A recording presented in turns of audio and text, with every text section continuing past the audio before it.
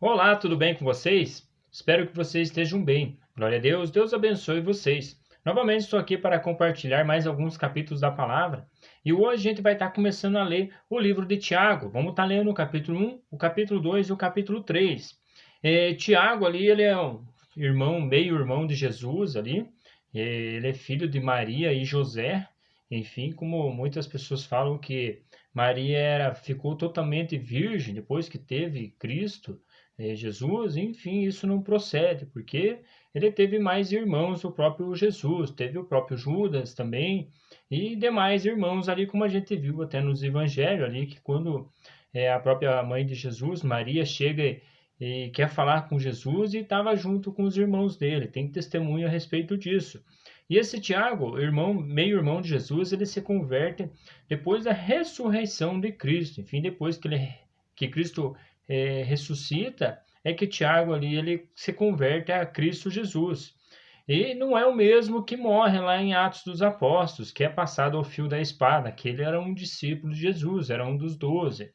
Enfim, esse aí é meu irmão de Jesus e escreve aí muita sabedoria para que nós possamos também estar dominando, principalmente a língua que ele vai estar tratando ali. Enfim, é uns detalhes aí que a gente vai estar vendo neste contexto, neste livro de Tiago. Mas então, vamos estar meditando nesses 3 capítulos nesse dia de hoje. Então vamos lá. Senhor nosso Deus, nosso Pai, te pedimos, Senhor, mais uma vez que o Senhor venha estar nos orientando com a tua palavra, em nome de Jesus. Amém. No capítulo número 1, ele vai falar bem assim, ó. Tiago, servo de Deus e do Senhor Jesus Cristo. As 12 tribos dispersas entre as nações, saudações. Meus irmãos, considerem motivo de grande alegria o fato de passarem por diversas provações. Pois vocês sabem que a prova da sua fé produz perseverança. E a perseverança deve ter ação completa, a fim de que vocês sejam maduros e íntegros, sem que faltem a você coisa alguma. Se algum de vocês tem falta de sabedoria, peça a Deus, que a todos dá livremente, de boa vontade, e lhe será concedida. Enfim, se quiser sabedoria, peça para o Senhor. Enfim, assim como Salomão, ele quis ser um homem sábio, o Senhor deu para ele. Peça, porém, com fé, sem duvidar, pois aquele que duvida é semelhante à onda do mar, levada e agitada pelo vento. Não pense tal pessoa que receberá coisa alguma do Senhor, pois tem mente dividida e é instável em tudo o que faz. Enfim, se está pedindo, tem que pedir com fé, com aquela certeza de que vai receber. O irmão de condição humilde deve orgulhar-se quando estiver O irmão de condição humilde deve orgulhar-se quando estiver em elevada posição, e o rico deve orgulhar-se caso passe a viver em condição humilde, porque o rico passará como uma flor do campo. Pois o sol levanta, traz o calor e seca a planta, cai então a sua flor e a sua beleza é destruída. Da mesma forma, o rico murchará em meio aos seus afazeres. Feliz é um homem que preserva na provação, persevera na aprovação, porque depois de aprovado receberá a coroa da vida que Deus prometeu aos que o amam. Quando alguém for tentado, jamais deverá dizer: estou sendo tentado por Deus, pois Deus não pode ser tentado pelo mal, e a ninguém tenta. Cada um, porém, é tentado pelos próprios mau desejo, sendo por este arrastado e seduzido. Então, esse desejo, tendo concebido, dá à luz o pecado, e o pecado, após ser consumado, gera a morte. Enfim, ele está trazendo ensinamentos a respeito de desejos, ali como a gente está vendo ali, desejos maus. Meus amados irmãos, não se deixem enganar. Toda boa dádiva e todo dom perfeito vem do alto, descendo do Pai das luzes, que não muda como sombras inconstantes. Por sua decisão, ele nos gerou pela palavra da verdade, a fim de sermos como os primeiros frutos de tudo o que ele criou.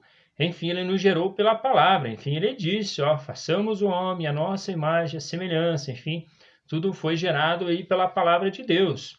E também nós, quando se convertemos, também nos se convertemos pela palavra, pela Bíblia também, ensinamentos, através de pessoas que nos pregam ali a verdade através do que está escrito na Bíblia.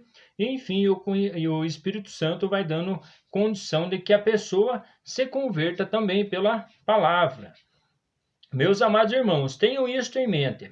Sejam todos prontos para ouvir, tardios para falar e tardios para irar-se, pois a ira do homem não produz a justiça de Deus. Portanto, livrem-se de toda a impureza moral e da maldade que prevalece, e aceitem humildemente a palavra implantada em vocês, a qual é poderosa para salvá-los. A palavra de Deus, enfim, isso que nós estamos fazendo, estamos lendo aí que essa palavra seja implantada aí, que todos que recebem esta palavra venham a estar sendo salva. Sejam praticantes da palavra e não apenas ouvintes, enganando vocês mesmos. Então, nós temos que praticar a palavra, porque senão nós estamos nos enganando. Aquele que ouve a palavra, mas não a põe em prática, é semelhante a um homem que olha a sua face num espelho, e depois de olhar para si mesmo, sai e logo esquece a sua aparência. Mas o homem que observa atentamente a lei perfeita, que traz a liberdade, e persevera na prática dessa lei, não esquecendo o que ouviu, mas praticando, será feliz naquilo que o fizer.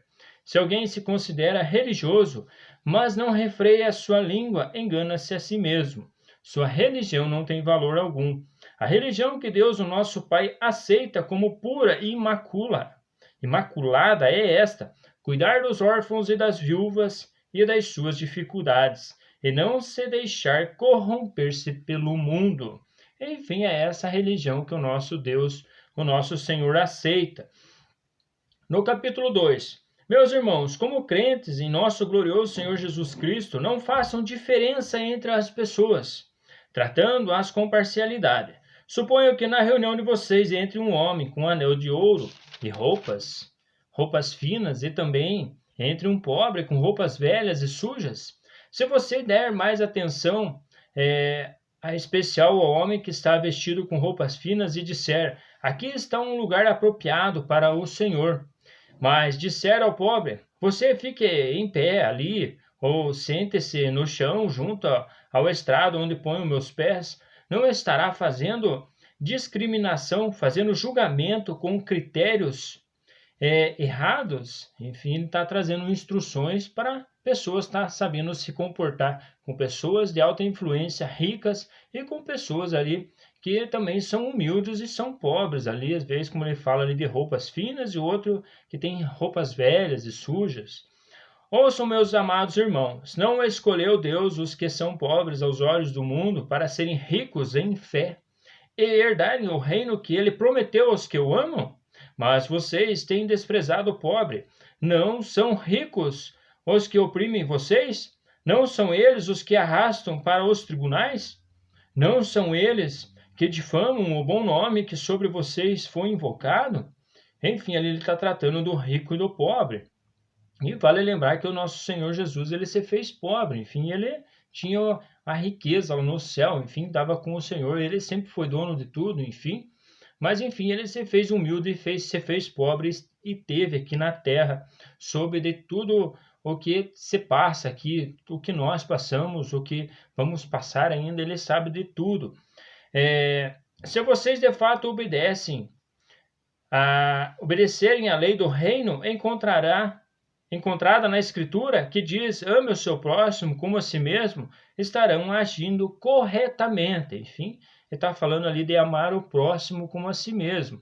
Amar as pessoas também, as pessoas como não tem, às vezes, como é que eu posso falar? Às vezes não tem uma condição boa, às vezes está precisando de alguma coisa, também está fornecendo, está ajudando nessa questão. Mas se tratarem os outros com parcialidade, estarão cometendo pecado e serão condenados pela lei como transgressores. Enfim, é uma lei que o Senhor colocou, enfim, é um cumprimento desta palavra. Como nós sabemos que nós temos que amar o próximo, então nós temos que exercitar essa questão também. Pois quem obedece a toda a lei, mas tropeça em apenas um ponto, torna-se culpado de quebrá-la inteiramente. Pois aquele que disse não adulterarás, também disse não matarás. Se você não comete adultério, mas comete assassinato, torna-se transgressor da lei. Enfim, a lei do nosso Deus está no nosso coração através do Espírito. Nós temos que também estar olhando a lei lá do Senhor, lá, quando ele fala não adulterarás. Enfim, a gente sabe que o nosso Deus ele não gosta dessas coisas, que as pessoas fiquem aí trocando de marido, trocando de mulher, enfim, nessa questão aí. E também não matarás, enfim, como está escrito ali. Falem e ajam como quem vai ser julgado pela lei da liberdade, porque será exercido juízo sem misericórdia sobre quem não foi misericordioso. A misericórdia triunfa sobre o juízo. Enfim, é muito importante esse livro de Tiago. A gente vê que como se a gente for começar a conversar cada assunto ali, nossa, vai longe. Então tem muito assunto este livro. É bom estar meditando aí com... Eu estou lendo com vocês, mas é bom estar vendo com calma. Cada dia tá lendo um capítulo ali e tal, porque vai dando muita sabedoria de como agir nos dias que você passa nesta terra. De que adianta, meus irmãos, alguém dizer que tem fé, se não tem obras? Acaso a fé pode salvá-lo? Se um irmão ou irmã estiver necessitado de roupas e de alimento de cada dia, e um de vocês lhe disser, vá em paz, aqueça-se e alimente-se, até satisfazer-se, sem porém lhe dar nada, de que adianta isso?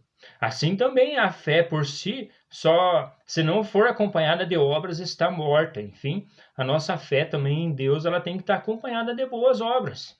Enfim, tem que estar acompanhada, como está falando ali, que senão é morta. Mas alguém dirá, você tem fé e eu tenho obras. Mostre a sua fé sem as obras, e eu mostrarei a minha fé pelas obras. Olha aí que interessante. Você crê que existe um só Deus? Muito bem.